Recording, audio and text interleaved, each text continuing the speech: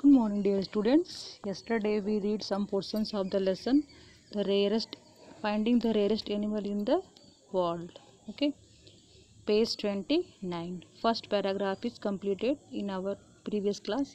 So today we read next para, that is, the scientists spent many days in the jungle before the animal appeared. Most of them grew lax in the night vigil.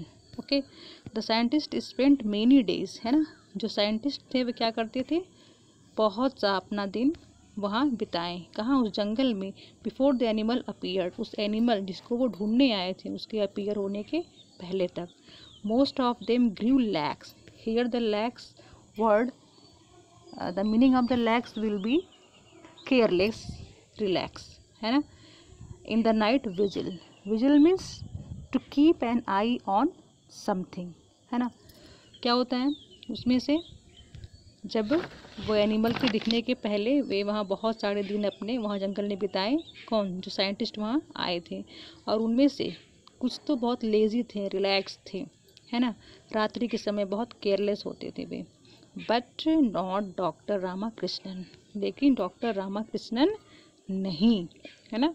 As you know in our previous class that D. Ramakrishnan was very patient and very careful and very responsible, all of them scientists. Okay, so but not Dr.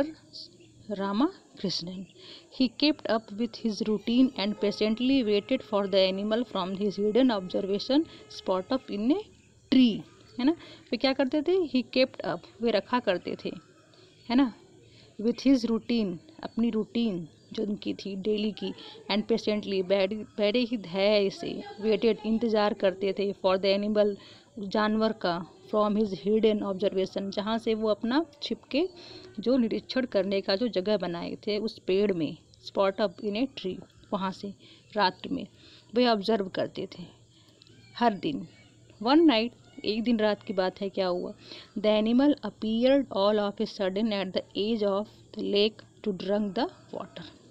एक रात्रि the animal appeared, है ना, वो animal दिखा, है ना, प्रतीत हुआ, ऑल ऑफ सडन, अचानक से, at the edge of the lake, झील के किनारे, टू ड्रंक द वाटर, पानी पीने के लिए. वाइल एवरीथिंग वाज साइलेंट, जब हर चीज़ शांत थी, मतलब वहाँ बहुत शांति का माहौल था, है ना, और रात का समय था भी. So come to last para of the page. Only few meters away, केवल कुछ ही मीटर दूरी पर क्या होता है, the scientist heard its voice loud and clear. जितने भी वहाँ पे साइंटिस्ट ने क्या की, वे सुने उसकी, उस जानवर की आवाज़ को, बहुत तेज़ की आवाज़ थी और साफ सुनाई दे रहा था. Just as the tribal people had describe, जैसा कि वहाँ की जो जनजाति थी उस जानवर के आवाज़ के बारे में उन्होंने डिस्क्राइब किया था साइंटिस्ट से, ठीक उसी तरह से. ठीक है. It was like the call of a wolf in pain. और ये आवाज़ कैसी थी, वो आवाज़ मालूम ऐसी थी कि जैसे भेड़िया दर्द से रो रहा हो, करा रहा हो, है ना. It lasted only for a instant before the animal grew alert because of all the tumult. It lasted, ये कब तक हुआ, ये आवाज़ कब तक आई, केवल तुरंत, तब तक जब तक कि उस एनिमल के सामने कुछ वो संकेत प्रस्तुत नहीं हुआ. संकेत प्रस्तुत नहीं हुआ मतलब क्या होता है, because all of the tumult. Tumult means disturbance. जब तक कि उसके सामने कोई डिस्टर्बेंस नहीं आया, वह भेड़िया करा रहा था, गरज रहा था, चिल्ला रहा था, जो भी हो वो जानवर क्या होता है. लेकिन तब तक, जब तक कि, बिकॉज ऑल ऑफ ट्यूमल्ट, तब तक वहाँ कोई डिस्टर्बेंस नहीं हुआ. डिस्टर्बेंस कैसा था, tumult means disturbance. The scientist made searching for their cameras and scratching on their notebooks, है ना. उस जानवर के कराने की आवाज़ सुनते ही क्या किए, जो लापरवाह साइंटिस्ट थे वे ढूंढने लगे अपने cameras, scratching on the notebooks, अपने पेज पलटने लगे, है ना. The unexpected noise scared the animal. और अनएक्सपेक्टेड, जिसकी उन्होंने आशा नहीं की थी, उस शोर ने डरा दिया उस एनिमल को जो झील के किनारे आया था पानी पीने.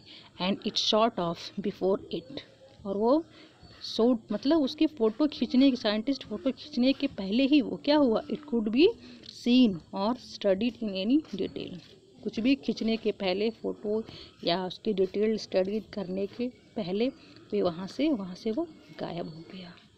ठीक है, तो up to here we will meet in the next class. Okay, thank you.